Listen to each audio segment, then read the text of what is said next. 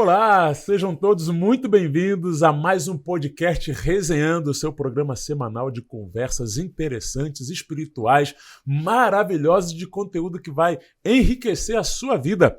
E hoje, pastor Lucas Igor, o que nós temos hoje aí, pastor? Hoje nós temos a alegria e a bênção de receber aqui, a gente já recebeu vários convidados distintos de várias áreas, e hoje a gente vai ter um podcast pastoral. Nós estamos recebendo aqui com grande alegria o pastor Nelson Sussi. Tudo bem, pastor?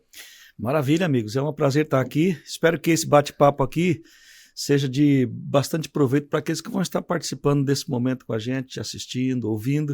Amém. Vai ser uma maravilha e é bom estar com vocês aqui. Que legal. Seja muito bem-vindo, pastor. Obrigado. E para nós darmos início aqui, nós precisamos falar de algo muito importante, né, pastor? É verdade, é verdade. A nossa educação, a educação adventista. Você que nos acompanha aqui no nosso podcast Resenhando, você está vendo que todo início de podcast a gente fala exatamente da educação adventista. A educação adventista vai muito além do ensino. E a educação adventista, ela atende todas as pessoas, desde a educação básica até a pós-graduação. E aí, aqui em Manaus, nós temos várias unidades da educação adventista para ensinar o seu filho coisas interessantes, princípios, valores cristãos e, lógico, também ensinar o seu filho a ter um bom conhecimento acadêmico e se preparar para o mercado de trabalho no futuro. Não é isso, pastor? Isso aí é ótimo, né? Inclusive, esse final de ano que se passou, eu fui até a minha terra e encontrei lá na minha terra a minha primeira professora na escola adventista. Tá lá a senhorinha já, né? Legal, mas uma bênção. E me ensinou muitos princípios que eu levo para minha vida, então vale a pena investir não só no aspecto da formação inicial, fundamental, básica, mas também na parte da graduação. E a maior bênção é que hoje você pode estudar uma graduação adventista sem precisar se deslocar até a Universidade Adventista. Isso é através da EAD, a Educação Adventista à Distância. Você vai acessar através da plataforma as aulas, vai conseguir ajustar de acordo com seus horários e ter uma graduação de qualidade no lugar aonde você estiver. E a gente tem vários cursos de graduação e de pós-graduação em um valor extremamente acessível. Você não tem mais desculpa para não estudar e não se capacitar para alcançar aí um grande sucesso na sua carreira profissional. Então, aqui está o número de telefone na descrição, o site que você pode acessar para que você possa estudar na melhor rede de ensino que existe, que é a Rede de Educação Adventista. Maravilha, maravilha. É isso aí.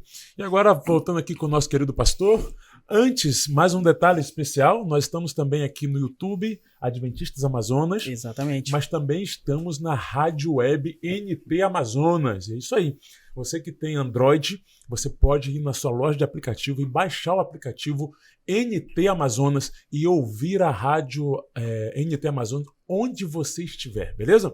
E você que tem o iOS, o iPhone, você também pode entrar lá no Google e procurar lá Rádio Web NT Amazonas e ouvir 24 horas por dia uma rádio com conteúdo excelente espiritual que vai edificar a sua vida e de sua família. É isso aí, pastor? É isso mesmo. Muito bem.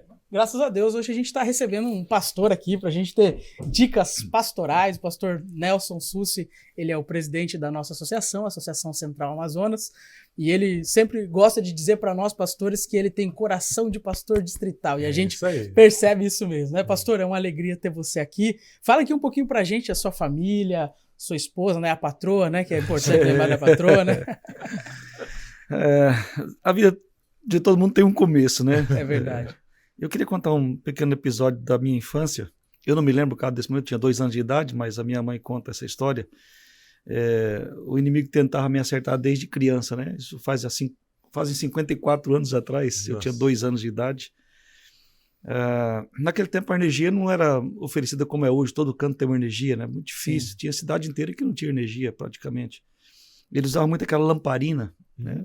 Não sei se vocês conhecem a lamparina, do meu tempo era lamparina, né? Colocava querosene dentro, um pavio, você acendia, era o que dava luz para casa da gente. E minha mãe conta que eu, com 2 anos de idade, ela deixou a lamparina num canto assim da casa, e eu fui lá e tirei aquele pavio e achei aquele líquido interessante e tomei, né? E ela disse que me pegou assim, já com os lábios roxos, né, afogado, e me levou para o hospital, me recuperou. Vim de volta para casa. Mas uma semana depois eu voltei a repetir a dose. Peguei uma lamparina com querosene e tomei. essas coisas, elas afetam o futuro da gente, né? Tomar aquilo, falta de oxigênio que fica um pouco no cérebro, você vai sentir lá na frente a diferença disso, né? Então, eu tenho muito da minha vida hoje estragada por causa daquele momento, né? Aí eu fico pensando na forma como o inimigo trabalha. Ele não sabe o seu futuro, mas como Deus chama a gente desde do ventre materno, eu acho que quando nasce um pastor na terra, não é uma coisa comum. Eu penso que Deus manda um anjo para estar ali perto, já fala assim, esse daqui tem uma parte com Deus, eu vou começar a atrapalhar desde já, né? Amém. E a nossa vida é acompanhada por isso, as investidas do inimigo, né? E aquilo que Deus faz para proteger a vida da gente. Eu penso que ele já começou um processo de tentar me tirar do caminho do ministério, né? Atrapalhar, né? Atrapalhar no futuro, né? E a gente, ao longo dos anos, vai mexendo nisso. Você se torna jovem, você muda caminhos, você vai para lá, até que chega o momento em que Deus te chama, né? É verdade. Você nasceu num lar cristão, pastor? Eu tinha por volta de uns 5 anos de idade quando a minha mãe se converteu. Cresceu já na Cresci igreja. Dentro da igreja, todos os departamentos da igreja, desde do início ali, né? Só não participei de hall do berço, mas participei de todas essas fases, né? Que a igreja oferece pra gente, os departamentos, as escolas cristãs de férias. Me lembro muito desses momentos, participava de todos, desbravadores e essa fase toda. Né? Que legal. E aí, quando você sentiu esse chamado para servir a obra de Jesus, quanto tempo de ministério já, pastor? 25 anos. 25 anos. Mas veja que interessante, no meu primeiro ano da escola, eu estudei na escola adventista. Meu pai tinha 8 filhos, né? Ele trabalhava tirando madeira, mas ele fazia questão, não era adventista, só a minha mãe, mas ele fazia questão de que nós estudássemos na escola adventista. A gente ganhava bolsa da escola adventista, porque não tinha condições de pagar, né? Mas no primeiro ano fizeram uma enquete, o que você quer ser quando crescer? E aí várias pessoas um colocou presidente, outro juiz, outro advogado, outro isso, aquilo outro. E um colega chamado Marcos, eu coloquei que quero ser pastor. Eu nem sabia o que era isso, né? Gostava do meu pastor. E o pastor, quando pregava e chorava no púlpito, ele mexia comigo, né? E aí eu falei, eu quero ser pastor. Desde novinho. Desde novinho, sem saber o que era pastor, porque eu ficava olhando o pastor, que era o pastor Emilson dos Reis, foi o primeiro distrito dele. Emilson dos Reis? Primeiro distrito dele. Foi meu professor, baita de um pastor, baita de um professor. Eu tenho uma foto com ele me entregando um certificado de escola cristã de férias, depois eu tenho uma foto dele me entregando o certificado de ministério, né? Olha que do curso de bacharelado em ministério. Que legal, grande Emilson. Então ele me motivou muito a essa ideia de ser pastor, né? Mas aí os anos passam e o Marcos ele é locutor hoje da Jovem Pan, né? E eu sou pastor. Mas ao longo do tempo Deus teve que fazer algumas coisas para que eu pudesse lembrar daquilo que eu tinha falado com ele desde pequenininho lá, né? Que legal, que legal. E é interessante que, já incentivando o pessoal que está aí assistindo a gente, a meditação desse ano foi escrita pelo pastor Emilson dos Reis. E está sendo extraordinário, vale a pena você ler essa meditação. Mas, pastor, teve algum momento assim, eu nasci adventista e na minha caminhada com Deus teve um momento assim que eu tive um encontro pessoal, assim, que parece que é aquele momento que a gente desvincula-se da fé que está pautada exclusivamente naquilo que os nossos pais vivenciam para a gente vivenciar. Você passou por um momento assim ou foi algo mais gradativo? Passei. Se todo mundo pensar bem e parar para pensar, se ele tem um objetivo espiritual na vida, ele vai perceber que Deus mexeu em algum momento. Eu me casei em 86, 29 de maio de 86. E, assim, eu sempre cresci na igreja. Meu primeiro cargo, eu tinha 12 anos de idade, eu era secretário missionário da igreja. Olha que bênção. 12 anos de idade. Já preparando para ser evangelista. Me envolvia com a igreja, mas tinha assim, sabe, aquele relacionamento com Deus, aquela coisa que a gente precisa ter. Era aquela coisa de jovem, de vai para a igreja, de ter uma função, de participar no culto jovem, na escola sabatina, e fazer essas coisas. Sempre me envolvia com as pessoas de mais idade, ali por causa do ministério pessoal, né? Me lembro de várias frentes e coisas, de muito material que a gente preparava, reuniões na casa do diretor missionário.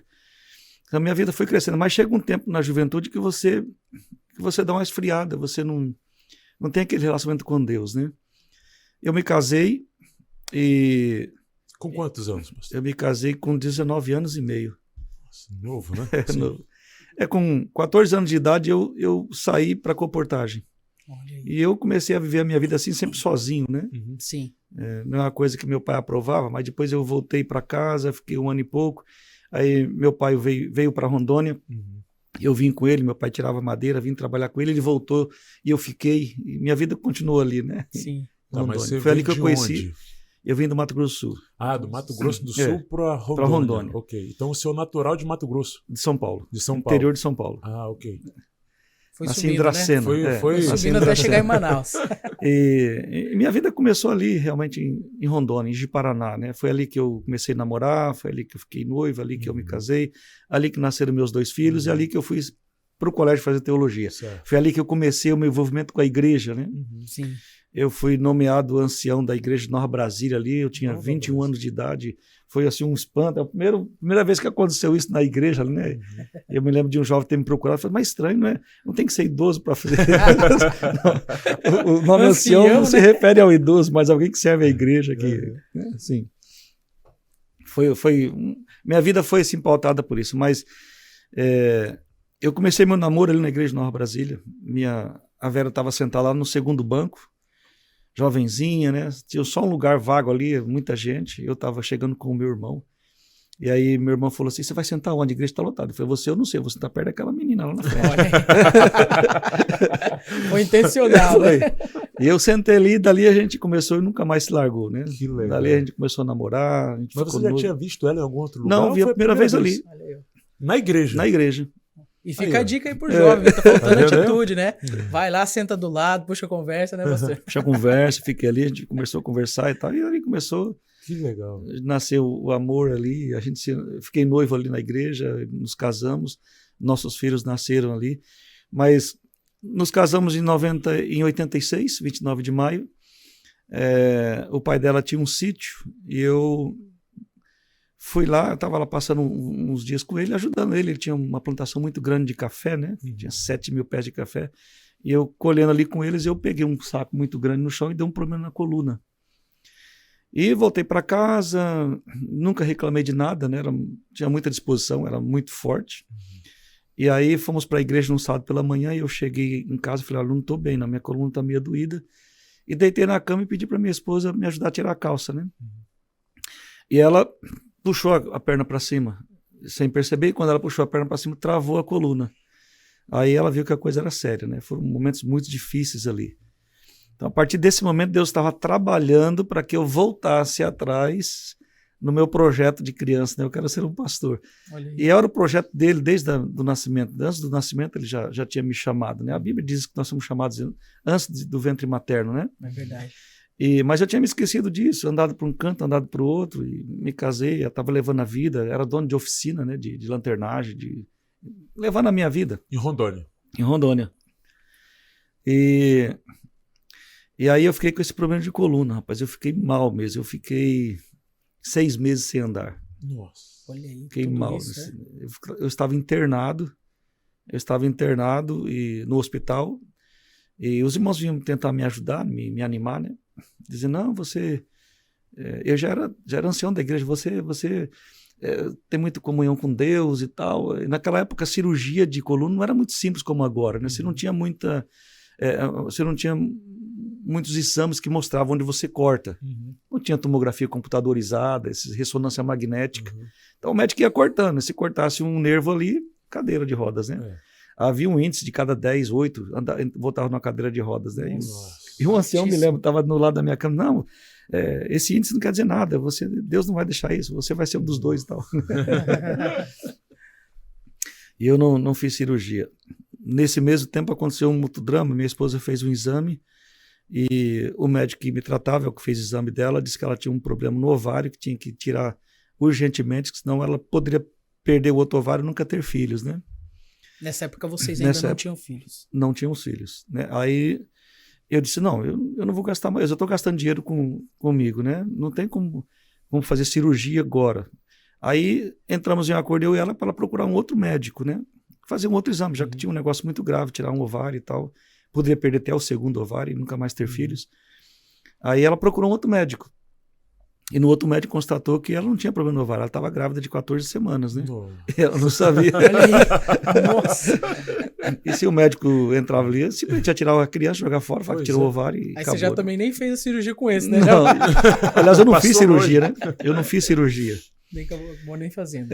Eu passei quem momentos foi seu difíceis. primeiro filho? Foi o Douglas. O Douglas. É. Eu passei momentos difíceis. Eu comecei a fazer uma coisa que eu não fazia antes. É ler o Espírito de Profecia e ler a Bíblia. Porque no corre-corre você não se preocupa muito com coisas espirituais, né? Você se preocupa pouco, é um erro nosso. Ia na igreja, tinha função na igreja, mas você não parava para orar, para estar com Deus. E eu comecei a orar e ler o Espírito de Profecia. Aquilo me deixava tão feliz. Antes eu ficava reclamando com Deus, né? Deus, não é possível o senhor fazer um negócio desse comigo. Jovem, casei recente, eu sei lá se eu vou voltar a andar. Aliás, o médico disse que se eu voltasse a andar, eu não ia levantar mais 13 quilos, não ia poder levantar, né? Nossa. E como é que ia ser essa vida? 21 anos nessa 21 época, anos de pastor? idade, É de novo, né? Como é que eu vou fazer isso da minha vida? Um homem que não pode... não tinha nem 21 completo, um homem que não pode andar, não pode pegar um peso, pode trocar um botija de gás para a esposa, Pois é. né? Tem que chamar ela para trocar o gás, você não consegue trocar. E eu reclamava com Deus, mas depois eu comecei a ler o Espírito de Profecia, a Bíblia, foi tendo paz. Você não consegue se mover quando você tem problema de coluna, né? E o meu foi o nervo ciático, né? A terceira vértebra de baixo para cima, ela herniou. E foi muito grande. A hérnia é os disquinhos, né? Uhum. E a hérnia é um inchaço. Uhum. Ela herniou tanto que ela empurrou o nervo ciático e paralisou minha parte do corpo. Essa parte direita eu não me mexia. Nossa. Nem o braço, nem a perna, não Foi conseguia muito mexer. sério. Ficou tudo Você tava- paralisado. Foi O sério. senhor carregou o quê? 200 quilos? Não sabe o que que é? Foi muito sério. Muito Então, pesado. quando eu ia para o banheiro, a minha esposa me abraçava do lado que não podia mexer. Uhum. Então, eu me apoiava nela, eu levava a perna esquerda, ela empurrava a direita, né? E assim ia. Um dia ela caiu, bateu a boca no canto da cama, assim, quebrou os dentes todinho. Foi uma coisa horrível, né? Foi Muitas coisa lutas, né? Muitas lutas, né? E aí eu comecei a ler o Espírito Profecia e comecei a ter paz. Aí eu rolava da cama para cair do lado, para ficar ajoelhado, para orar a Deus. E eu comecei a pedir para Deus não me tirar dali se eu fosse voltar a ser o que eu era antes. Se fosse para me voltar a ser, não ter compromisso com Ele, um relacionamento com Ele, que eu ficasse ali, porque pelo menos eu estava tendo paz. Eu estava tendo amizade com Ele, eu queria aquilo ali. Que legal. É assim, aos poucos eu fui sendo curado, né? Aos poucos fui sendo restaurado. Eu comecei a andar de novo, gatinhando como criança. Eu fiquei quase um mês gatinhando, né? Andando em casa e andando escorado, porque se eu soltasse eu caía, né? A esposa já estava grávida nesse período aí, pastor? Já Foi estava grávida. Meu filho nasceu, eu estava nessa situação, assim. Nossa, que luta, né? Eu fiquei 1 ano e meio desempregado por causa disso. Meu filho nasceu, eu não tinha emprego, a oficina já tinha vendido porque eu me intoxiquei com ela. Não tinha dinheiro, gastei tudo com o médico, né? Era ajudado às vezes pelas Dorcas, mandava lá cesta básica para mim poder sustentar, manter e comer. Aí eu comecei a andar. Os 15 dias que eu estava andando, eu falei para minha esposa assim, quer saber de uma coisa? Eu vou caçar um emprego. Aí você vai fazer o quê? Eu vou procurar um carro para reformar, é o que eu sei fazer. Mas você não pode trabalhar, não pode fazer força, Deus vai dar um jeito. E eu fui perto de casa, comecei a andar e vi uma oficinazinha. Aí eu fui lá e falei pro camarada assim, rapaz, eu tô precisando de um emprego, você tem alguma coisa para fazer? Ele disse assim, o que você sabe fazer? Dentro da oficina eu sei fazer tudo, de reforma de carro, tudo que você falar eu faço. Aí você vem aqui. Aí tinha uma cabine de caminhão, um Mercedes, em cima de um cavalete. Ele disse assim, tem essa cabine para reformar. Eu tinha empreito ela. Aí falou o valor, tá, um valorzinho bom. Eu falei, tá, só tem um problema. Eu não posso trabalhar de pé nem sentado, só posso trabalhar deitado. Eita. Expliquei para ele o problema da coisa. Então não dá, como você vai fazer? É. Disse, não, eu deito no chão, vocês colocam essa cabine em cima de mim, eu trabalho aqui. Quando precisar de mudar, vocês vão virar na cabine. Esse rapaz não vai dar certo. Eu falei, vai dar sim, eu preciso do trabalho. Tá bom, vamos testar, vou experimentar em 2 dias, tá bom. E eu fiz. A solda naquele tempo era carbureto com oxigênio. E o carbureto era assim, você tinha que colocar o carbureto no material lá, no tubo, né? E pressionar para dar pressão, para poder equilibrar o oxigênio, o carbureto e dar a solda. E quando aquela acabava a pressão, ele começava a estourar. Aí caía faísca para todo lado, né? Então eu soldava o caminhão aqui embaixo, Deitado no chão, caminhão em cima. Aí quando tava acabando, começava a estourar. Então tem várias marcas assim de solda cair na barriga, que você não tinha destreza para desviar, né? E aquilo queimava tudo. Nossa. E aí eu gritava, alguém ia lá, bombava e voltava ao normal. Aí virava aquela cabine, eu sei que foram 15 dias trabalhando naquela cabine. E chegou o 15º dia, eu terminei tudo, chamei o dono da oficina. Pastor, antes de você falar o que aconteceu no 15º dia, para pegar esse gancho aí, nós vamos para um breve intervalo. Você não sabe o que aconteceu no 15º dia, nem eu, mas eu quero saber. Então não saia daí para a gente saber o que vai acontecer. Maravilha.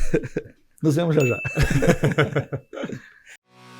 Está chegando a Rádio Web NT Amazonas. Em casa, no carro, no trabalho, você não estará mais sozinho. A Rádio Web NT Amazonas estará 24 horas no ar, 7 dias por semana, conectada em você. Músicas e programas que vão deixar sua vida mais feliz. Vem aí pela sua web rádio um novo tempo de amor e paz para você. Rádio NT Amazonas, a voz da esperança. Muito bem, voltando aqui agora com o nosso querido pastor Nelson Sussi, você que o conhece hoje, né, como presidente da Associação Central Amazonas, um pastor aí consagrado, uma bênção que tem sido para o nosso campo. Você nem imagina o que ele passou na vida dele. Verdade. E hoje você está tendo a oportunidade de conhecer como que Deus direcionou e como que Deus fez tantas coisas maravilhosas para preparar esse homem para hoje estar fazendo o que ele está fazendo. Eu tenho certeza de que é Deus que está conduzindo tudo isso aí. É verdade. E antes da gente saber o que aconteceu no 15º dia, eu sei que você também quer saber. Então já deixa o seu like aqui, já se inscreve no canal e compartilha com seus amigos que eles também vão querer saber o que aconteceu no 15º dia. E aí, pastor? Rapaz, eu tô assim impressionado com essa história. Estamos, né? Enfim, né? estamos, Todo né? mundo tá. Mas e aí, no 15º dia? Deu, não deu? Como é que foi? Então, aí eu chamei o rapaz, ele era bem grandão, dava um tanto assim acima, maior do que eu, né? Era um moreno bem fortão. Aí eu chamei ele rodeou aquela cabine todinha, olhou pra mim e disse, rapaz, eu quero ver você trabalhar de pé, porque deitado ficou muito bom, né? Imagina. Deitado já ficou bom assim. Não quero ver você trabalhar de pé, como é que vai ficar isso daqui? Ele disse, não, é que eu tô precisando mesmo, tô já, aí contei pra ele o caso, tanto tempo, já quase um ano e meio desempregado, a esposa tava precisando de recurso. Filho pequeno. Deus me ajudou, meu filho tinha recém-nascido, era um garotinho, precisando do recurso, Deus que me ajudou. Tá. Disse, ó, é o seguinte, eu vou entregar essa cabine hoje, amanhã cedo você pode vir que eu te dou o dinheiro. Falei, beleza, eu fui para casa feliz da vida, no outro dia cedo acordei, falei, amor, hoje nós vamos ter dinheiro, você pode fazer aquela listinha do supermercado, né? Coloca aí aquele calçadinho que você sempre quis comprar e não conseguiu até hoje, vai colocando aí, né? E quando você pede pra mulher fazer lista, ela faz mesmo. E ela sonha, né? Sonha. Hoje eu tenho dinheiro, vou lá buscar. Aí quando deu umas 8 e pouquinho, eu falei, eu vou lá buscar o nosso dinheiro, você se apronta aí, quando eu chegar a gente vai fazer as compras. Fui lá para a oficina. Quando eu cheguei, a oficina estava fechada, eu falei, rapaz, esse povo é complicado, né? O povo ganha um dinheiro, vai para festa, farra, beber, depois não consegue voltar cedo para o trabalho, né? E eu fui chegando na oficina, vou chegar lá e esperar.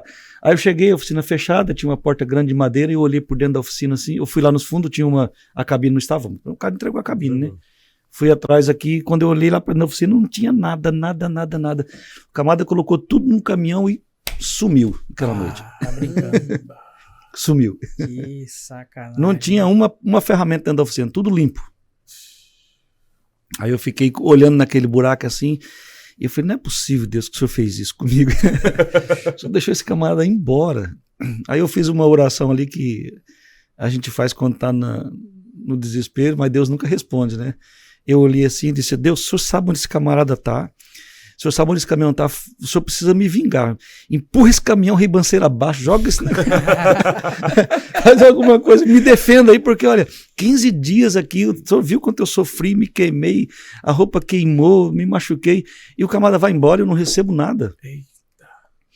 Aí eu fiquei, agora como é que eu vou voltar para casa e falar para minha esposa que pode rasgar a listinha? Nossa.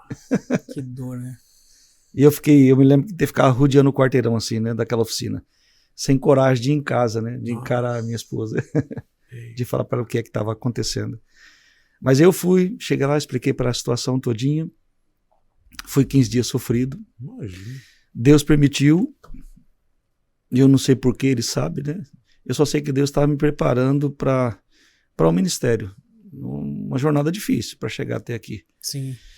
Então foi nesse período aí que eu tive esse start essa mudança, que eu lembrei, que eu pensei, eu falei com minha esposa, sabe que eu tenho que fazer teologia.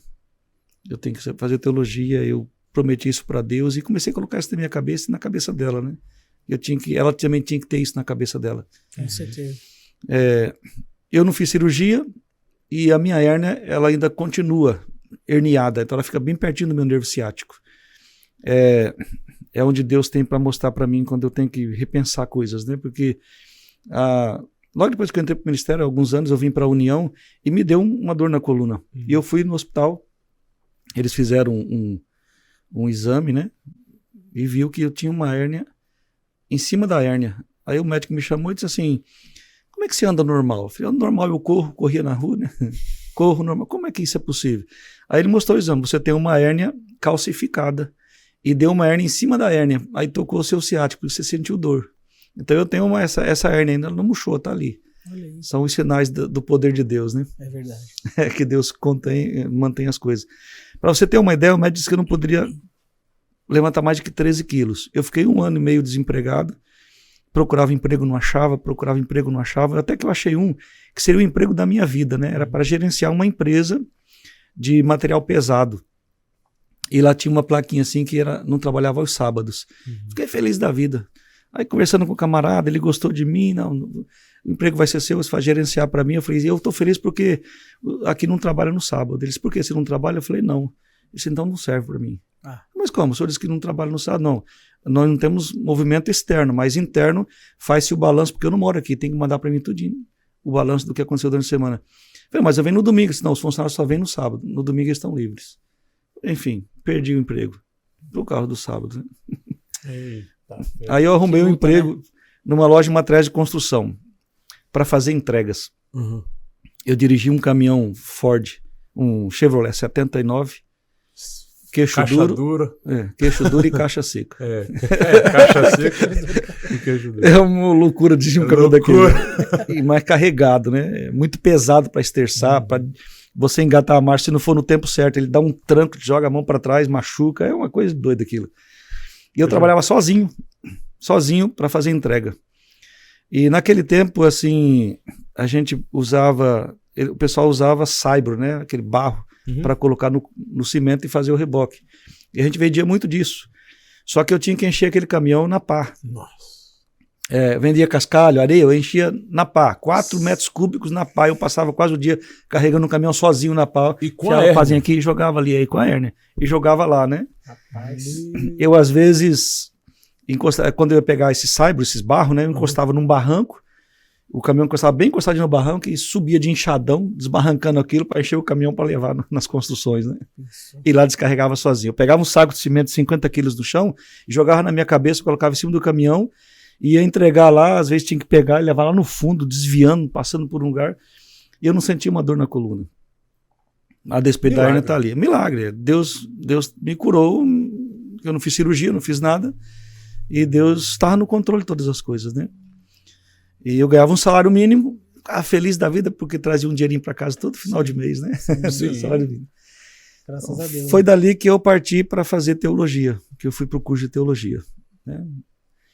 E como que foi lá, pastor? Depois, você aliás, já foi então fazer... Não foi bem nesse momento, né? Depois eu comecei a trabalhar por conta, já tinha uma vidinha mais estabilizada, tinha construído uma casa para mim.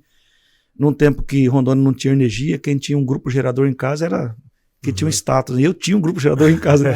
Tanto é que quando eu vendi minha casa para fazer teologia, o grupo gerador foi mais caro do que o valor da minha casa. Porque tinha o grupo gerador era muito, muito importante naquela época, não tinha energia, né? Então, nessa época, ali em Ji-Paraná, não tinha luz?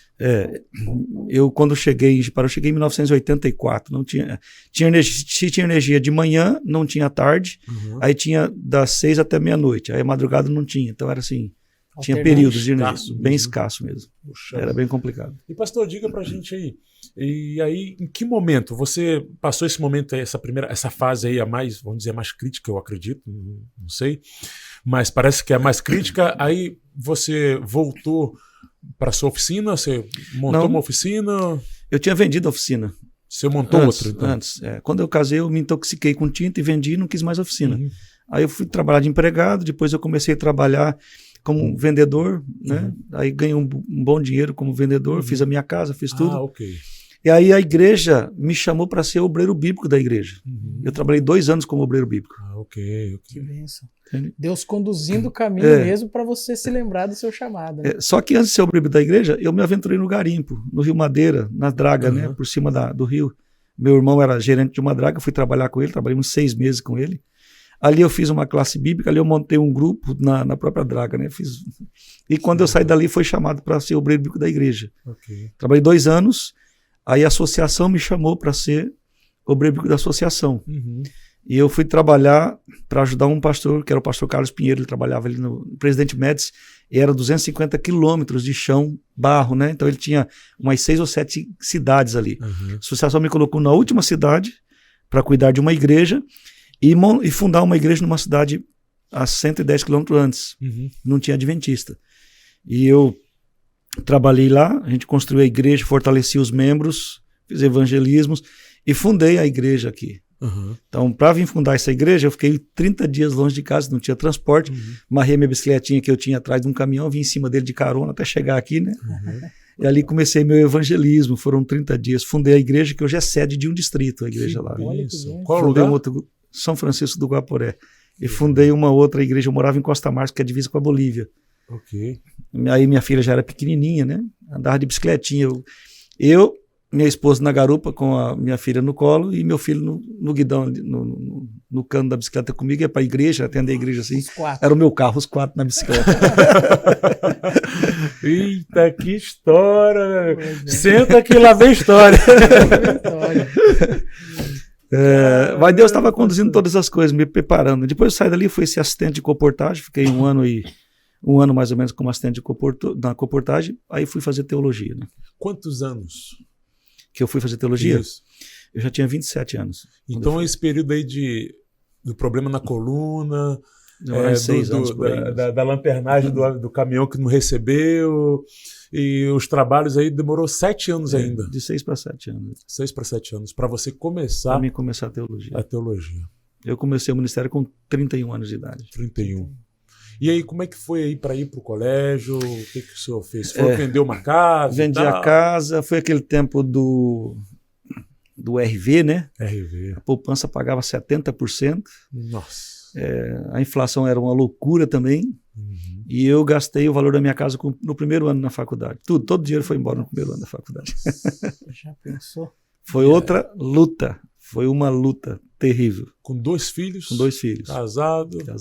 Tendo que se manter só nas férias. Só nas férias, que eu vinha para Rondônia vender material e belas histórias da Bíblia, e vendia material do SEI, material audiovisual, né? Vendia essas coisas assim. Coleção linda aquela, né? As belas histórias da Bíblia. Recebi muito calote. Né? Foi, eu também. Eu tenho coleção bíblica, coleção Bela História da Bíblia inteira que ninguém nunca pagou um centavo. Ficou lá. Esses dias eu estava mexendo nos meus arquivos lá, encontrei 2 cheques de uma empresa que nunca me pagou mais de R$4.000. Ai. Agora, no curso de teologia foi outros milagres, muitos milagres. Deus estava mostrando ali, né? Eu quase parei o curso por 3 vezes, porque não tinha dinheiro para pagar mais, né? Aí eu clamava a Deus, Deus, agora é a chance. Se eu vou desonrar o Senhor, é só o Senhor trancar. Se não, é o Senhor que tem que dar dinheiro, porque não tem de onde tirar. Ó, não tem para onde sair. Isso foi no IAE, pastor? Foi no Campus IAE. 1? Campus 2. Campus 2 já? Campus 2. Já era engenheiro com ele. Década de 90 ali? É a segunda turma que se formou ali. Década de 90? Eu fui em 94 fazer 94. teologia.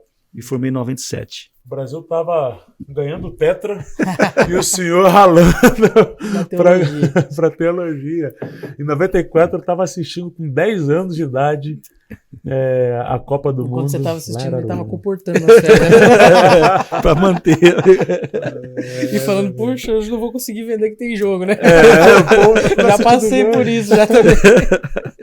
Mas e aí, completou o curso, pastor? E aí, como que foi a experiência do chamado? Como que... Eu sempre, quando as pessoas me procuram para falar sobre que quer fazer teologia, ou mesmo quando eu estou fiz muitas provas, né, para as pessoas entrar no curso e avaliei muita gente, né?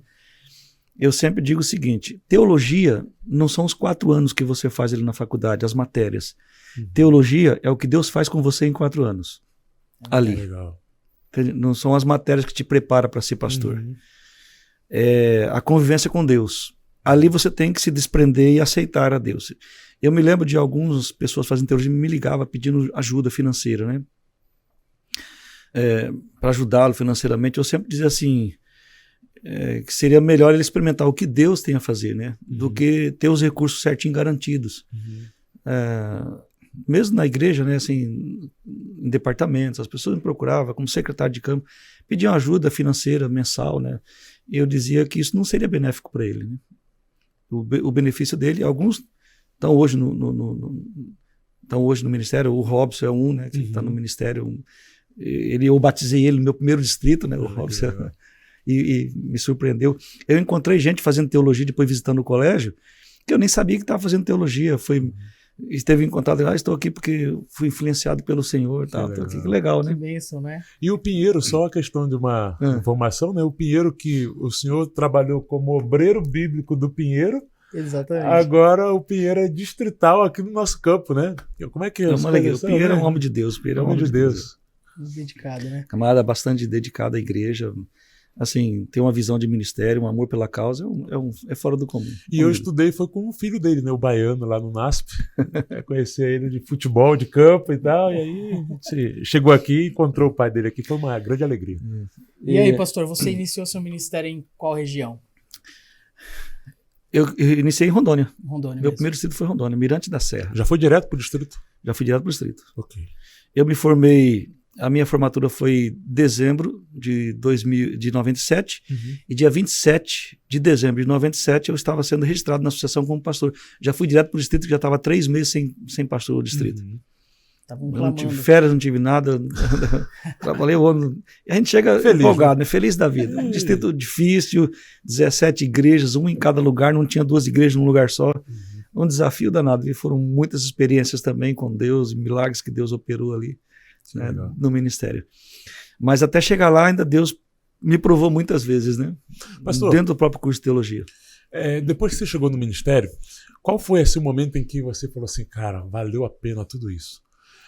Tudo que passou, que você, tipo assim, viu o filme passando na sua mente. Eu tenho o meu momento que eu falei, cara, isso aqui é o que eu quero para minha vida. Graças a Deus que eu tô aqui. Teve algum momento assim que você falou, puxa, era isso mesmo que estava faltando? Assim? Era isso que eu tinha que fazer?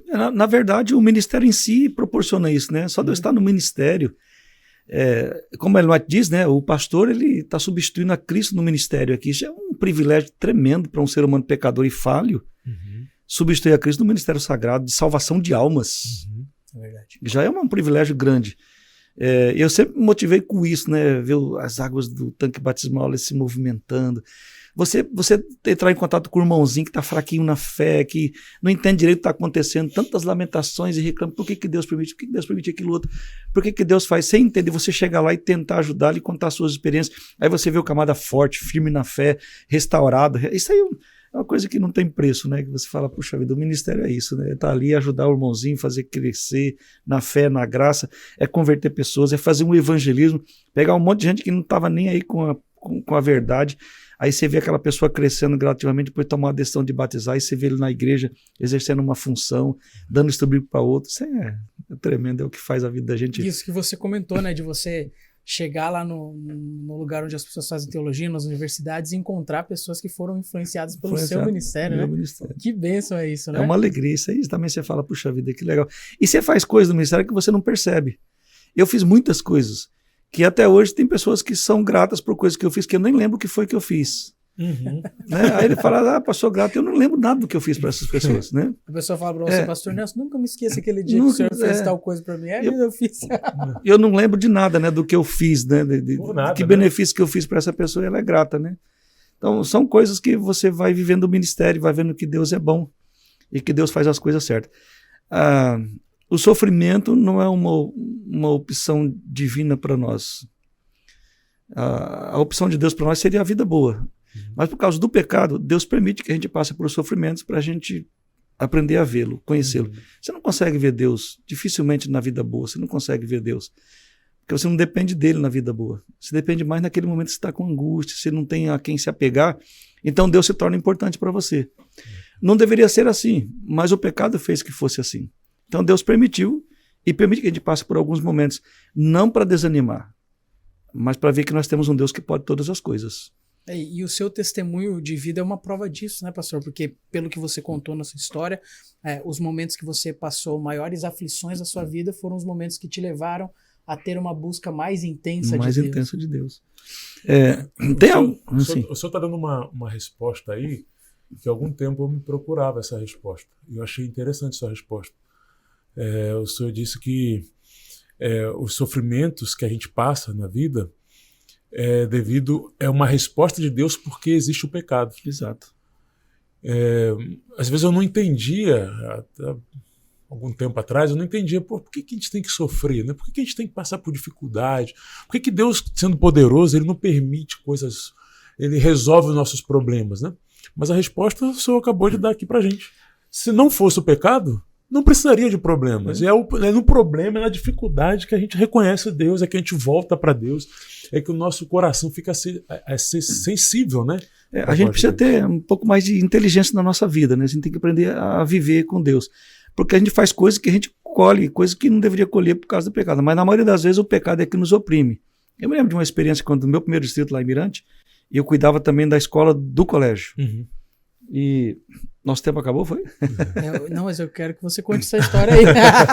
Então vamos fazer o intervalinho rapidinho, que a gente quer saber essa história aí que o pastor quer contar aí pra gente. Já a gente volta aí, não esqueça de compartilhar, curtir e se inscrever no canal. Ok. Nos vemos já.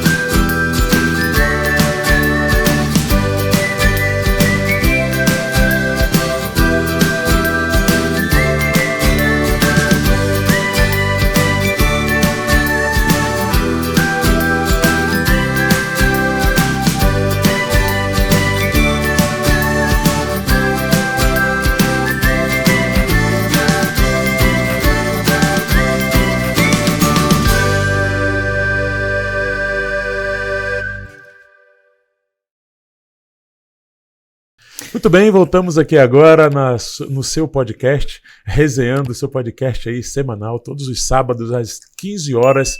Ele está indo ao ar aí no seu YouTube, no canal Adventistas Amazonas. Você é o nosso convidado especial. Estamos aqui trazendo várias pessoas de vários ramos diferentes. E hoje temos a oportunidade de estarmos com o nosso presidente, pastor Nelson Sussi. Não é isso, pastor Lucas? É isso aí. Ele começou a contar uma história no último bloco e a gente está querendo saber o desfecho aí. Bom, eu estava entrando no colégio com o meu carro e eu vi lá perto da represa um jovem, um estudante sentado, olhando fixamente assim. O NASP? Não, isso era no Iahamo, né? Ah, tá, o Iahamo, Rondônia, ok. No meu primeiro distrito. Aí eu vi aquilo lá, parei o carro e fui lá e quando eu cheguei perto ele estava chorando, né? Sentei perto dele, fiquei um tempo em silêncio. E aí perguntei, posso te ajudar em alguma coisa? Está passando por algum problema? Aí ele olhou para mim e disse assim, pastor, por que para Deus provar que ele é amor, a gente tem que sofrer tanto? Aí ele me contou a experiência, meu pai tinha se separado da mãe, ele estava no colégio interno, uma angústia danada, ele era de um outro estado. E eu disse, não, você não precisa sofrer para experimentar o amor de Deus. O sofrimento faz parte da nossa vida, mas você pode experimentar a bondade e o amor de Deus na sua vida que está passando por um momento difícil, sofrimento. Deus está aí do seu lado. Você não precisa sofrer para ele provar, não é ele que está fazendo isso com você. O pecado nos leva a tomar decisões que prejudicam todos os seres humanos. Então, você está vivendo uma experiência que reina nesse mundo, é o pecado. Você não tem como fugir disso. Agora, você pode, nessa dor, experimentar o amor de Deus, o alívio que ele pode te dar. É o contrário do que você está pensando. Então, geralmente, pensa assim, se Deus é amor, por que eu estou sofrendo? Se eu tenho que sofrer para Deus me mostrar que ele me ama, que ele pode fazer alguma coisa? Não. Deserto todos nós vamos ter. Você não tem como fugir disso. Nada, ninguém pode fugir dos problemas da vida. Agora, você pode ter uma visão de quem é Deus nos problemas para te ajudar, te sustentar. É verdade. E é interessante esse pensamento, né? Porque, na realidade, às vezes a gente, como cristão, a gente pensa que só a gente que sofre, né? Mas todo mundo sofre, é o justo e o injusto. A diferença é que nós temos uma esperança, né? Esse conforto que a gente encontra em Deus e a certeza bíblica de que Ele nunca vai permitir que a dificuldade seja maior do que aquilo que Ele nos dá poder para suportar, né? E pastor, assim, você tem compartilhado essa questão de sofrimentos, de angústias, de lutas que você passou no ministério e aquilo que a gente passa, hoje as pessoas olham para o Senhor, seu ministério, graças a Deus, um ministério frutífero, que muitas almas foram ganhas por seu intermédio, por seu labor, muitas pessoas discipuladas, mas houve um processo, né, de preparação de Deus na sua vida e é o que Ele faz na vida de todo mundo. Mas, pastor, sim, você teria alguma experiência para contar para a gente que esteja relacionado com necessidades, com dificuldades que você já tenha passado na vida? Porque tem muita gente que assiste a gente e às vezes está passando por um momento de desemprego, de necessidade, né, ou enfim, de situações diversas com família. Teria algo que você poderia falar para trazer um conforto para essas pessoas também? Tem sim, tem muitos. Tem acho que a vida dele já é assim, né? Já foi, desde que ele casou. Tem muitas assim, né? Desde que nasceu já tomando querosene. Pois é. Verdade. Já tava meio criado o panorama da vida, né? Com 2 anos de idade já passou. 2 doses de querosene. Eu nem sei como é que é o sabor daquilo, mas deve ser ruim. É interessante que Deus trabalha sempre com a gente, né? E na gente e pela gente. Não adianta você ficar chorando, você tem que ver dentro de você. Eu penso assim, você não pode passar por um drama só questionando. Se você está vendo uma experiência, Deus permitiu, alguma coisa Ele quer mudar na sua vida, alguma coisa Ele quer fazer você crescer. Então você tem que ser honesto com Deus. Nós somos muito falsos nas nossas orações, né? A gente fica criando uma estrutura, achando que pode enganar Deus. Uma narrativa, né? Uma narrativa, achando que pode enganar Deus com narrativa. Não, Deus sabe tudo. A gente tem que ser honesto com Deus na oração. Se você gosta, diz que gosta. Se não gosta, diz que não gosta. Sim. Então você tem que passar o drama da vida. Ó Deus, eu não estou gostando do que está acontecendo na minha vida, mas o Senhor sabe o que está fazendo. Eu sou teu filho. Então, eu não quero só passar por esse drama, eu quero que o Senhor me ajude, me ensine a ver e perceber o que eu tenho que mudar, porque eu quero servir ao Senhor. Eu não quero só passar pelo sofrimento e passou o sofrimento e acabou, fui vitorioso, eu sou... Não, é Deus que vai andando com você. Você está no deserto, mas você não está sozinho. A mesma experiência do povo do deserto é a nossa. Deus está te protegendo do sol de dia e te protegendo à noite, dando um calorzinho. Deus está ali, está no deserto com você não está sozinho no deserto. Você não está passando pelo problema sozinho. Deus está ali, você só precisa enxergá-lo e vê-lo, parar um pouquinho. Deixa de lutar para ver Deus. Me lembro de uma experiência, eu estava no meu 2º ano de ministério, de curso de teologia, e meu filho era pequeno, eu estava brincando com ele de carrinho num domingo pela manhã em casa, na área de casa. E minha esposa estava com a nossa filha no colo, que era pequena, ainda 1 ano e pouquinho. E eu estou brincando com meu filho de carrinho e de repente ele parou e disse assim, papai, eu queria um iogurte. E eu não tinha iogurte em casa. E não tinha dinheiro para comprar um iogurte, né? Aí eu falei, tá bom, depois que a gente comprar eu te dou. Mas criança, ele insistiu, disse... Aí disse assim, é só se eu passar no banco e pegar dinheiro, porque para criança, se você fala que tem conta no banco, ele acha que é só ir lá e pegar o dinheiro, né? Você tem que depositar o dinheiro para poder tirar o dinheiro. Né? É isso mesmo. Ele disse, não, mas eu tenho que ter dinheiro lá para tirar. E comecei a explicar para ele que eu não tinha dinheiro para comprar um potinho de iogurte que é centavos, né? E aí ele começou a chorar. E quando ele começou a chorar, aí meu coração partiu, né? Um filho pedindo iogurte, eu não tenho dinheiro para comprar um iogurte, gente. Que vida é essa? Eita, aí, foi mal. Até a Síria já A Síria tava se ligada. compadeceu. Né? ela foi pesquisar o que era choro. Chorinho. Eu vou te ligar aqui. E aí, minha esposa, cabeça baixa, eu saí correndo ali, fui pro meu quarto. Ali eu briguei com Deus mesmo. Ali foi uma briga com Deus. Eu gritei ali no meu quarto. Eu disse que Deus não estava sendo justo comigo. Que ele é pai também, né? Pai de toda a humanidade. Se tinha prazer no coração dele, ver um filho pedir uma coisa e você não ter condições de dar, né? Ele tem condições de dar todas as coisas, mas eu não tinha condição. Ele estava me colocando numa situação difícil ali. E eu briguei com Deus, eu conversei com Deus, eu chorei ali. Minha esposa ficou na cozinha, cabisbaixa, né? Com os nossos filhos. Eu tinha lá um talão de cheque que eu usei no passado, né? E nunca mais tinha usado, que não tinha dinheiro para poder usar talão de cheque. Naquele tempo o talão de cheque era o nosso cartão, né? Sim. Ele tinha até mancha assim nas folhas, aquelas manchas amarelas. E eu falei, Deus, quer saber de uma coisa? Eu vim aqui fazer teologia, vim me preparar para ser pastor. O senhor está me colocando numa situação difícil. Eu vou sair daqui, vou pegar esse cheque, vou fazer uma compra, um cheque pré-datado, e o senhor se vira pagar porque eu não tenho dinheiro. E eu vou comprar, meu filho está pedindo. Passei a mão naquele talão de cheque amarelo, peguei na mão da minha esposa e falei, vamos fazer compra. Ela disse, fazer compra com quem não tem dinheiro? Eu falei, isso é problema de Deus, nosso problema é fazer compra. Vamos lá comprar. Entrei no supermercado que eu nunca tinha entrado, procurei pelo dono e disse assim, amigo, eu preciso fazer uma compra aqui, mas tem que ser um cheque pré-datado. Ele disse, não, pode comprar.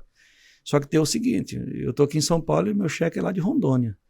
Aí ele falou, não, pode comprar, não tem problema não. Tá bom.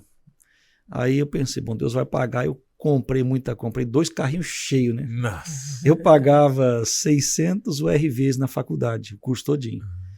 E eu fiz uma compra de Por mês, 600... Ah, tá. E eu fiz uma compra de 600 URVs. Eita. O valor da O mensalidade. valor da mensalidade. E dei o checão lá. Eu comprei 2 carrinhos, comprei bastante iogurte, né? Aqueles potinhos de iogurte. Agora você vai ter iogurte, menino. Vivi um mês de rei ali, com muita comida mesmo, né? Eu sempre fui muito preocupado com questão de dívida, se eu compro alguma coisa eu tenho que pagar, se eu empresto alguma coisa eu preciso devolver. Eu sempre fui muito criterioso com isso. E é importante, né, pastor? Você não pode fazer um compromisso, você não pode pagar. Se você não tem, você vai tirar de alguém para ter uma coisa que você não vai devolver para ele. Não faz cabimento, não tem cabimento um negócio desse. Ainda mais quando for cristão, né? Você é cristão, precisa de comprar alguma coisa, não tem dinheiro e não tem como tirar dinheiro, não compre. Essa experiência minha foi diferente, né? Eu estava disposto a fazer qualquer coisa, a vender até móveis da casa, pagar. Se não... Aí, quando estava perto de pagar o cheque, eu me lembrei do cheque. Aí eu falei minha esposa, amanhã é dia de pagar aquele cheque. Fui lá no toquinho, estava lá. Dia de pagar o cheque. Eita, e agora? Eu vou passar amanhã cedo no banco e tirar um extrato para ver como é que tá o negócio lá, né? Aí antes de ir para a faculdade, eu tinha um Passat velho, né? Que eu ia para a faculdade com ele, morava em Cosmópolis e fazia lá no NASP, dava 18 quilômetros. Passei no banco e enfiei o cartão ali, tirei. Eu não tinha nem um centavo na conta, 0 mesmo. Falei, meu pai. Aí eu fui chateado para a faculdade. Será que Deus vai fazer isso comigo? Vai deixar, além de não ter recurso, não ter dinheiro, ainda vai deixar o cheque voltar? Aí na volta eu passei, enfiei o cartãozinho, não tinha nada, centavo, 0. Minha esposa estava trabalhando para uma irmã da igreja lá, aí eu fui para casa, não cumprimentei ela, fiquei chateado, não almocei. Aí eu falei, 3 horas fecha o banco, eu vou lá ver como é que tá esse negócio. Aí eu fui conversando com Deus, resmungando, cheguei lá, tinha uma filhinha no banco, naquele caixa eletrônico, e eu fui chegando, o coração ia batendo forte, e quando eu cheguei no caixa, eu não tinha coragem de colocar o cartão, eu fiquei pensando, Deus, o que eu vou falar para as pessoas depois? Que Deus pode fazer as coisas? Se eu abrir ali e não tiver nem um centavo, o que eu vou falar para as pessoas? Que a gente serve um Deus que não está nem aí com seus problemas, como é que vai ficar a minha fé se não tiver nada?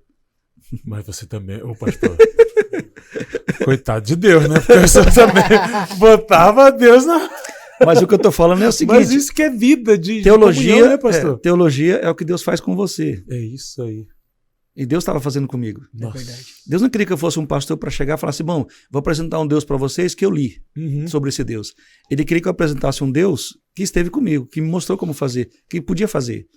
Então, eu entendi isso depois, né, que eu passei por tudo aquilo, e não foi só essa experiência, foram várias.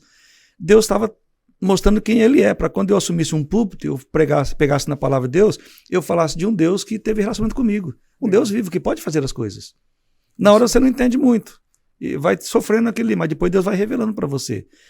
Então aí o pessoal queria, moço, eu preciso usar o caixa, né? E eu coloquei o cartão e quando eu puxei aquele extrato na tela, tinha 600 URVs e 50 centavos de depósito. Eita. Aí eu comecei a chorar, claro, né? Eu comecei a chorar no caixa. Aí estava já abalado, Deus me levou ao extremo dos meus sentimentos, e meu sentimento estava todo abalado. Eu comecei a chorar e o pessoal chegou, moço, precisa de ajuda? Como é que eu ia falar para eles que tipo de ajuda eu precisava, né? Eu saí dali a pé, eu tinha ido a pé pro banco, fui a pé para casa. Sabe quando você vai emocionado que o beijo fica fazendo assim para chorar? Eu fui de lá do banco em casa, cobrindo assim o rosto, o pessoal não vê que eu tava fazendo beicinho para chorar na estrada, né? Não consegui me conter. Você vê como é que Deus age, né? Nas férias eu vim para Rondônia para comportar. E de onde veio esse dinheiro? Preguei numa igreja, e aí quando eu terminei de pregar, fui lá na frente, estou cumprimentando as pessoas, estão saindo todo mundo. Aí se aproximou uma irmã de mim, que eu conheço, né? Ela disse, e aí, recebeu uma bênção esse ano, esse semestre? Eu falei, qual bênção? Aí ela contou do valor que depositou, né? E aí ela me contou como é que chegou a esse valor. E quando ela me contou, eu comecei a chorar, né? Ali, perto dela ali, porque me emocionei de novo, né? Ela começou a me contar como é que depositou esse dinheiro para mim. Ela disse assim, olha, o departamento de Dorcas fez um bazar, e nesse bazar eles queriam tirar dinheiro para comprar um bebedouro, um freezer e um liquidificador. Bom, eu nunca vi bazar de Dorcas dar dinheiro, né? Dá só prejuízo, a igreja tem que injetar dinheiro ali. Mas esse deu. Eles compraram o bebedouro, o liquidificador e o freezer. E sobrou 600 URVs e 50 centavos. E aí eles estavam numa reunião decidindo o que ia fazer com esse dinheiro. Aí eles decidiram comprar um vaso para a igreja, era um vaso que pegava do teto e vinha até embaixo. Era um negócio fantástico, custava 600 URV o negócio, né? Todo mundo aprovou, por volta de meio-dia, quando eles estavam saindo, essa irmãzinha falou assim, olha, alguma coisa me diz que o Nelson precisa de dinheiro. Por que a gente não manda esse dinheiro para ele em vez de comprar esse vaso? Aí todo mundo parou e disse, o que vocês acham? Aí todo mundo aprovou, vamos mandar dinheiro para ele. Aí quem que deposita? Essa semana eu deposito, tem a conta dele, eu deposito. Pegou o dinheiro, 600 reais, 50 centavos na mão e foi lá depositar. No dia e na hora. Naquele dia fatídico, né? Eu até brinquei com ela, falei, por que Deus não fez isso antes um pouquinho, né? Pra me passar do colégio pra cá e ficar calmo, né? Tinha que esperar eu... E pra você não duvidar, ainda sobrou 50 centavos de mais um curtinho. Sabe, Deus é fantástico. Deus, ele conduz a vida da gente. Você nunca pode desconfiar que Deus conduz a sua vida. Tem momentos difíceis? Tem. Confia. Para um pouco, acalma o coração. Na hora certa, Deus vai abrir a porta que precisa. Mas Deus nunca gosta de abrir uma porta se você não aprende a lição que você tem que aprender. É verdade. Então, as provas são para... A prova é a didática de Deus para ensinar a lição para gente. Sim. Se você ignora isso, e em vez de ir para Deus e ficar resmungando, reclamando e deixando o tempo passar, você nunca vai crescer espiritualmente. É isso mesmo. E você precisa aproveitar essas oportunidades para crescer espiritualmente. Deus não é injusto com ninguém. Deus nos ama. Amém. Ele não quer ver a gente sofrer. O sofrimento também fere a Deus. Uhum. Mas ele sabe que ele está preparando o ser humano para se desvincular desse mundo e se ligar ao reino eterno. Você tem que ter alguma coisa nessa vida para ter aversão a esse mundo. Você não tem aversão nesse mundo vivendo as glórias desse mundo. Uhum. Só vai saber que esse mundo não é bom vivendo os ferimentos dele. E dizendo, não, eu quero uma vida melhor. Deus me prometeu uma vida melhor. E é nessa vida que eu vou colocar meu coração, minha cabeça, minha mente e meus esforços. É assim que a gente aprende a ter uma experiência com Deus. Fantástico, pastor. Nossa, que história, pastor. Olha, o pastor estava comentando pra gente aqui no off, aqui no intervalo, de que ele já foi convidado a escrever um livro, né, sobre as histórias e tal.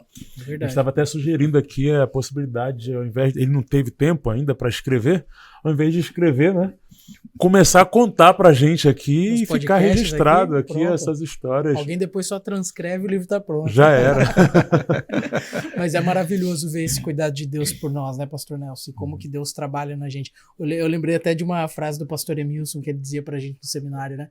Ele dizia assim que o que a gente vivia fora do seminário eram as aulas que Deus estava dando que a gente não recebia na sala de aula, né? E é isso, né? Não só na vida do estudante de teologia e do pastor, mas na vida de todo cristão.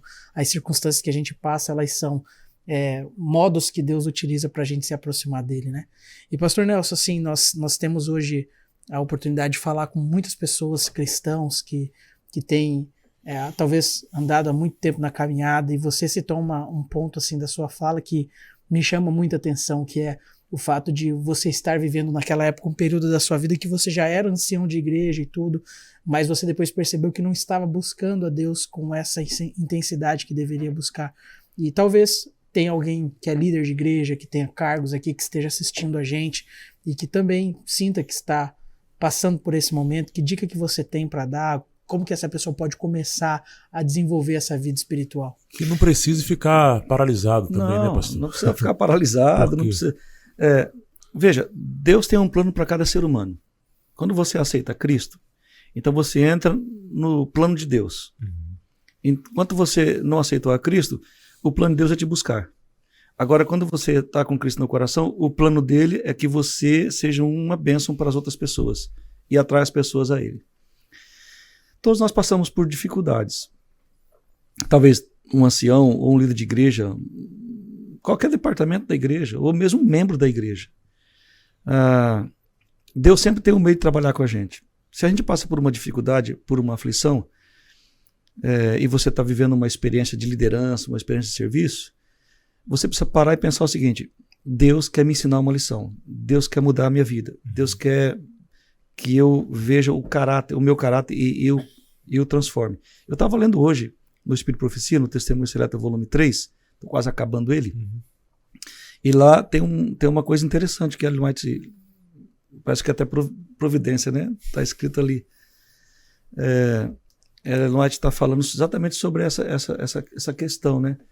Que quando Deus quer que a gente percebe o nosso caráter, Ele nos coloca em algumas evidências, para que o nosso caráter fique evidente para nós e, se nós quisermos, poder corrigi-lo. Maravilhoso. É muito interessante, né? Então, quando Deus nos coloca em funções na igreja dele, em qualquer esfera, dentro do ministério ou dentro da própria igreja, que é um ministério poderoso também ali, qualquer líder, qualquer função, Deus está nos colocando ali para que fique evidente o nosso caráter. E se a gente perceber os desvios dele, que a gente possa corrigi-lo. Amém. E como é que a gente faz isso?